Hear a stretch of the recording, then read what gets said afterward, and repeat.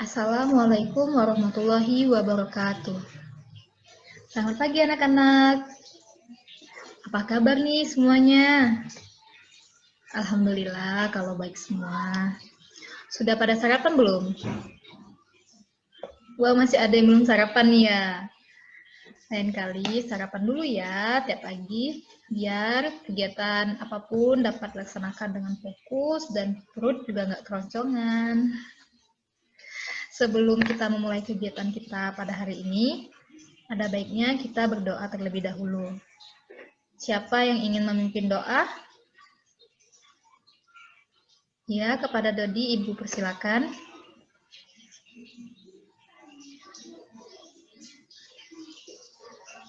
Terima kasih kepada Dodi yang telah memimpin doa pada hari ini. Semoga kegiatan kita pada hari ini dapat berjalan dengan lancar dan dengan baik. Amin.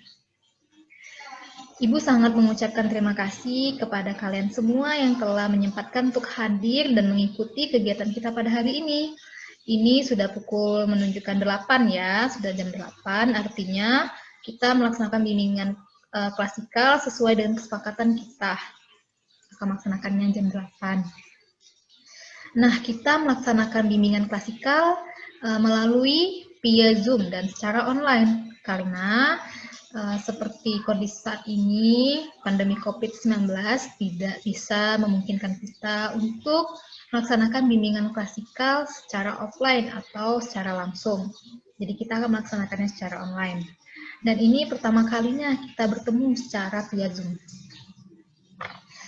Nah, kalian ini semuanya satu kelas kan? Kelas 12, administrasi 1 ya? Berarti kalian udah saling mengenal dong? Atau jangan-jangan ada yang masih belum kenal? Ya, mungkin kalian semua udah saling mengenal ya dengan teman-temannya satu kelas. Nah, tapi mungkin ada yang belum kenal nih sama Ibu, atau mungkin ada yang belum pernah ketemu sama Ibu di sekolah. Jadi Ibu perkenalan dulu ya. Perkenalkan, nama Ibu Monica Aryani. Ibu adalah guru bimbingan dan konseling di sekolah kalian. Mungkin ada yang sudah kenal atau ada yang sudah ketemu sama Ibu. Ada nggak yang pernah ketemu Ibu di sekolah? Banyak juga ya yang udah pernah lihat Ibu. Nah, jadi pada kesempatan kali ini kita akan melaksanakan bimbingan klasikal ya. Ibu meminta kepada kalian semua untuk menonaktifkan suaranya agar berjalan dengan kondusif layanan kita pada hari ini. Dan apabila ada yang ingin bertanya atau ingin menyampaikan pendapatnya, silakan kalian raise hand terlebih dahulu. Apakah mengerti semuanya, anak-anak? Sebelumnya, ada yang tahu nggak apa sih itu bimbingan klasikal? Kalau ada yang tahu, silakan raise hand ya. Iya, kepada Sinta Ibu persilakan. Ya, benar ya menurut Sinta. Bimbingan klasikal itu bimbingan kelas. Ya, betul. Bentuknya seperti kelas dan teman-temannya juga sekelas. Ya, lanjut. Siapa lagi yang mau menyampaikan pendapatnya?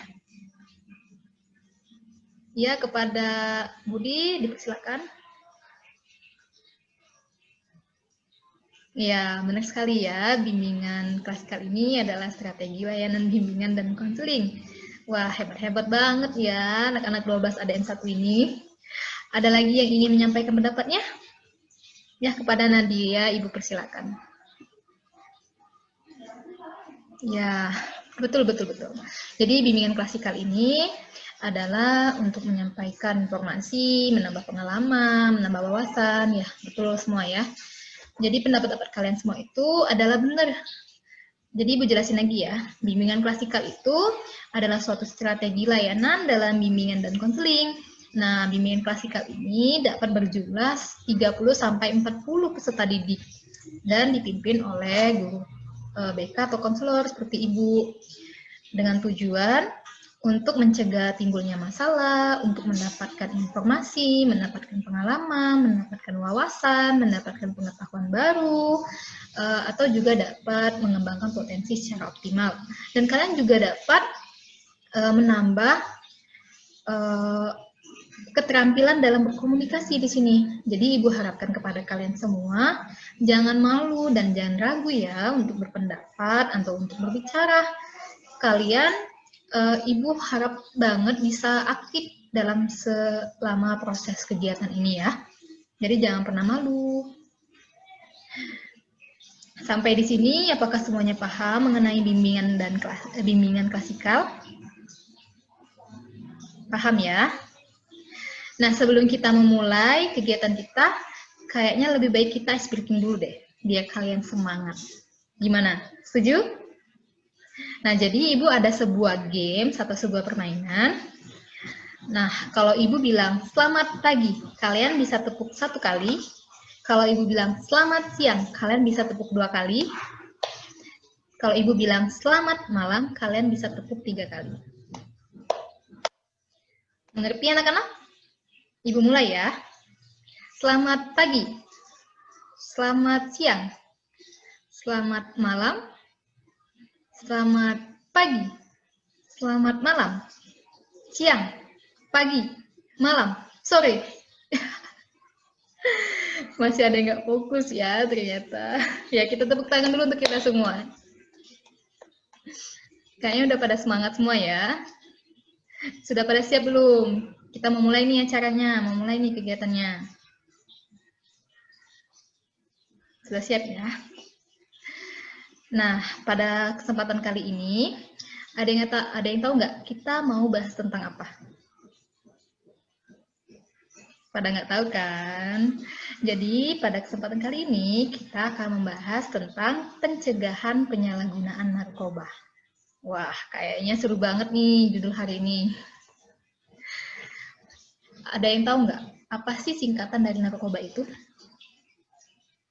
Ya, silakan kepada Fajri. Ya, benar ya, teman-teman, anak-anak semua. Jadi, narkoba itu singkatan dari narkotika, psikotropika, dan bahan adiktif lainnya. Nah, Ibu akan melihatkan sebuah poster yang telah Ibu buat mengenai pencegahan penyalahgunaan narkoba. Terbaca nggak? Ibu zoom dulu ya. Jelas semuanya? Nih, Ibu membuat sebuah poster mengenai jauhi narkoba. Nah, narkoba ini, seperti yang disebutkan oleh Fajri tadi, adalah singkatan dari narkotika, psikotropika, dan bahan adiktif lainnya yang berbahaya. Nah, narkoba ini adalah bahan atau zat yang jika dimasukkan dalam tubuh manusia, baik secara oral atau diminum, dihirup maupun disuntik dapat mengubah pikiran, suasana hati, atau perasaan dan perilaku seseorang. Setelah kalian membaca ini, apa sih di pikiran kalian mengenai narkoba itu? Ya, kepada Cynthia, Ibu persilakan. Ya, jadi narkoba itu menurut Cynthia adalah bahan-bahan yang atau obat-obat yang terlarang. Menurut siapa lagi nih? Siapa lagi yang mau berpendapat? Ya, kepada Alia, Ibu persilakan. Iya, benar sekali ya. Jadi narkoba itu bahan-bahan terlarang yang harusnya kita jauhi dan bersifat haram. Jadi kalian semua udah paham ya mengenai narkoba, pengertiannya. Dan ada cara-cara untuk menjauhi narkoba itu. Yang pertama yaitu fokus pada hal positif. Nah, kalian bisa mengisi kegiatan kalian itu dengan hal-hal yang positif. Dapat juga kalian selalu berpikir positif tentang kehidupan kalian. Dengan begitu, kalian dapat menjauhi narkoba karena kalian sudah tertanam benih-benih positif. Jauhilah segala sesuatu yang bersifat negatif. Misalnya kalian dapat menyalurkan hobi kalian, misalnya bermain alat musik, bernyanyi, bermasak. Dengan begitu kalian akan selalu fokus dengan kegiatan yang positif dan mengisi waktu-waktu luang dengan hal-hal yang positif. Seperti Ibu ingin bertanya kepada Habib, Habib, apa sih hobi Habib? Oh, jadi Habib hobi bermain sepak bola. Iya, nah itu merupakan hal yang positif ya. Jadi Habib bisa mengisi waktu kekosongan Habib itu dengan mengisinya dengan bermain bola, sepak bola. Jadi tidak ada waktu yang memungkinkan Habib untuk mendekati narkoba ini. Lanjut cara yang kedua yaitu selektif dalam pergaulan. Nah, ini pergaulan ini terkadang menjerumuskan kita ke dalam hal yang negatif, ke dalam hal yang tidak baik. Jadi kalian harus selektif dalam memilih pergaulan, harus bisa memilah pergaulan mana yang baik dan mana pergaulan yang tidak baik. Apabila kalian telah merasakan pergaulan ini tidak baik, lebih baik kalian menjauhinya dan mencari pergaulan yang dapat menuntun kalian menjadi lebih baik, bukan malah yang menjerumuskan kalian pada hal yang tidak baik itu. Ibu harapkan kalian bisa ya menentukan ini pergaulan mana yang tepat untuk kalian, yang kalian bisa menemukan kenyamanan di sana dan tidak menjerumuskan kalian. Kalian harus bisa memilah mana baik dan mana buruk untuk kalian. Yang ketiga yaitu ada hindari keluyuran malam.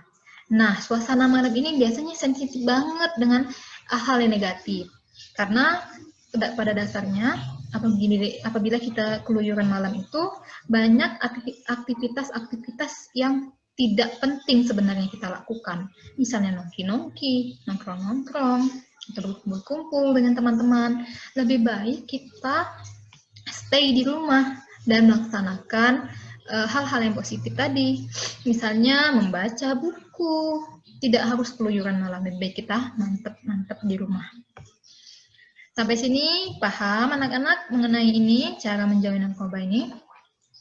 Bisa Ibu lanjut ya. Nah, yang keempat itu adalah berbakti kepada orang tua. Ya, Ibu paham, terkadang orang tua itu suka ngomelin kita, suka marah-marahi kita, suka nasihatin kita. Tetapi itu adalah bentuk atau cara mereka sayang kepada kita, bentuk perhatian mereka untuk kita. Makanya kita harus berbakti kepada orang tua, patuh kepada perkataannya, mengikuti apa yang dia nasihati, mengikuti apa yang dia inginkan, menjauhi apa yang dia larang. Karena orang tua itu sayang kepada kita dan tidak mau anaknya kenapa-napa. Maka dari itu orang tua itu suka kalian sebut cerewet atau ngomel-ngomel itu karena mereka sayang kepada anaknya dan tidak mau anaknya terjerumus kepada hal-hal yang negatif. Ibu harap kalian semua bisa berbakti kepada kedua orang tua kalian ya, bisa menyayanginya, bisa mengikuti semua perkataannya, karena itu semata-mata hanya untuk kebaikan kita sendiri. Yang kelima yaitu ingat masa depan. Nah, masa depan kalian itu masih sangat panjang. Tidak hanya di sini saja. Kalian harus selalu ingat masa depan kalian. Harus selalu ingat apa yang menjadi cita-cita kalian. Dan kalian harus selalu berjuang dan berusaha untuk mewujudkan keinginan kalian, mewujudkan masa depan yang kalian impi-impikan. Kalau kalian sudah mencoba-coba mendekati narkoba, itu sudah merupakan kesalahan terbesar untuk masa depan kalian. Bahkan untuk melanjutkan sekolah atau untuk bekerja, itu kalian tidak diterima lagi apabila kalian positif narkoba. Makanya sebelum hal yang tidak diinginkan terjadi, sebelum impian kalian hancur, sebelum kekecewaan kalian, lebih baik kalian menghindarinya sebelum kalian menyesal. Karena masa depan kalian itu masih sangat panjang. Dan yang terakhir atau yang keenam yaitu jangan pernah mencoba. Nah, hal ini nih yang selalu buat kita terjerumus. Awalnya kita itu coba-coba. Akhirnya kita ketagihan. Lebih baik kita jangan pernah sekali-sekali menoleh atau menerima ajakan untuk mencoba. Berawal dari coba-coba, akhirnya kita kecanduan. Dan itu yang mengakibat kita tidak bisa melepaskan narkoba. Maka lebih baik kita menghindari ya anak-anak. Nah, dari keenam cara-cara ini, Ibu ingin bertanya kepada kalian.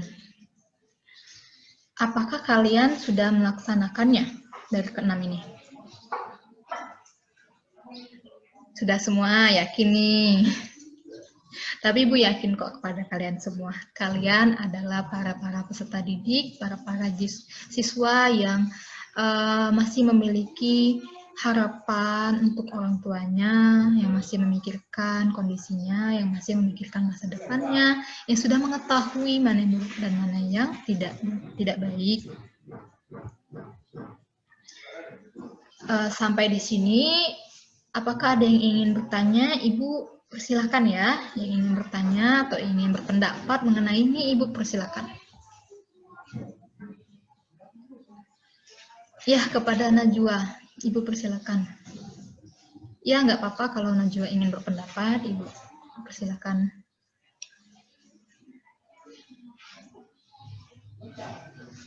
Ya, bagus sekali ya. Kita boleh tepuk tangan dulu untuk Najwa. Pendapat Najwa mengenai cara menjauhi narkoba ini untuk menambahi materi kita pada hari ini ya sangat bagus sekali ya. Kita ada lagi yang ingin bertanya atau ingin menyampaikan pendapatnya, Ibu? Silakan.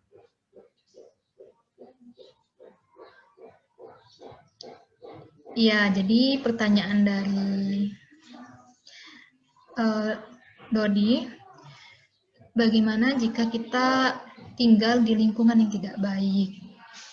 Menurut Ibu, lebih baik kalian meninggalkan lingkungan tersebut dan mencari lingkungan yang baru yang dapat menuntun kalian menjadi lebih baik dan tidak menjerumuskan kalian kepada hal yang negatif. Lebih baik kalian mencari suasana baru, meninggalkan tempat yang tidak baik tersebut, karena hidup ini masih panjang, bukan hanya di sini saja. Mengerti, Dodi? Ya, apa ada lagi yang ingin bertanya? Ibu persilakan.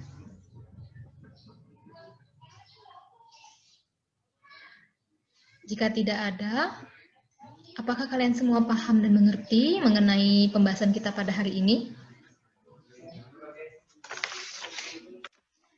Alhamdulillah jika kalian semua sudah mengerti ya. Ibu harapkan setelah kita membahas mengenai materi ini, mengenai pencegahan penyalahgunaan narkoba, kalian bisa memahami apa dampaknya, apa akibatnya, dan kalian dapat menjauhinya dan jangan pernah mencoba. Karena hidup ini masih panjang. Masih banyak orang-orang yang mengharapkan kita untuk menjadi orang yang sukses dan berguna.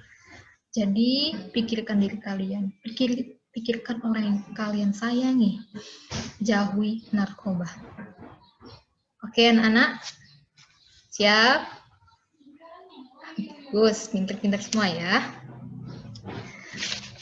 Nah, Ibu meminta kepada kalian, ini saya. Nah, Ibu ingin meminta kepada kalian untuk menyampaikan kesimpulan mengenai pembahasan kita pada hari ini.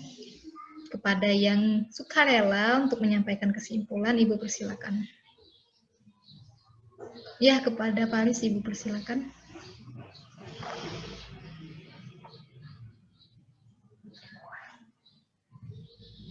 Ya, terima kasih kepada Paris. Tepuk tangan dulu dong untuk temannya. Terima kasih ya Pak Aris yang telah menyimpulkan pembahasan kita pada hari ini. Apakah ada lagi yang ingin menyimpulkan? Ibu persilakan. Ayo, siapa dong yang berani nih? Ayo. Kepada Melisa, Ibu persilakan. Ya, kita tepuk tangan juga untuk Melisa. Terima kasih kepada Paris dan Melisa yang telah menyampaikan kesimpulan pada hari ini. Nah, Ibu juga ingin meminta kalian untuk menyampaikan pesan dan kesannya selama mengikuti proses pelayanan bimbingan klasikal ini. Siapa yang mau menyampaikan pesan dan kesan? Siapa yang mau? Ayo. Ya, kepada Sipa, Ibu persilakan.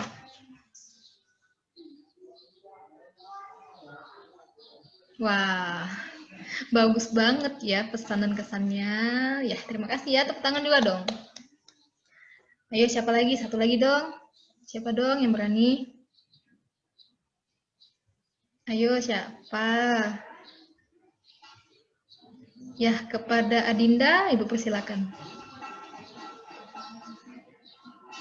Wah, bagus sekali. Tepuk tangan juga dong. Terima kasih ya kepada yang sudah menyampaikan kesimpulan, pesan dan kesan. Kayaknya pesan dan kesan kalian ini antusias sekali ya mengikuti bimbingan klasikal secara online karena pertama kali. Jadi kita menambah pengalaman dong. Semoga penyampaian materi pada hari ini dapat kalian terapkan, dapat kalian serap, dapat kalian pahami, ya, dan dapat kalian terapkan.